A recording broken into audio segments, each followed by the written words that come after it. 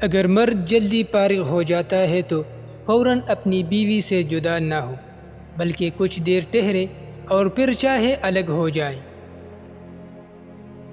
ایک جگہ ایسی ہے جو شہوت کی آگ کو تیز کر دیتی ہے، اور وہ ایسی سمایا مجلس جہاں مردوں کے ساتھ عورتیں بھی موجود ہوں اور حاضرین مجلس میں جوان اور اہل غفلت ہوں، ایسی مجلس حرام ہے۔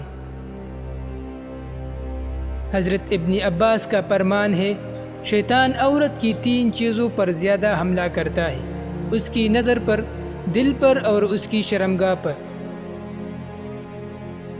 نفس دشمن ہے، اس کی طلب کبھی پوری مت کر، تیرے لیے اس کی موت اس کی زندگی سے 1000 گنا بہتر ہے۔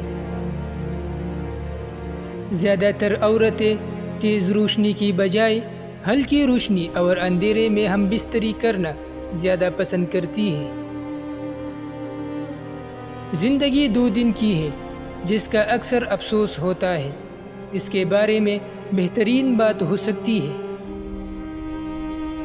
اللہ تعالیٰ فرماتا ہے، سب کو چھوڑ کر اندھا اعتبار کر لو مجھ پر، یقین جانو میں اپنے وعدوں کا بڑا سچا ہوں۔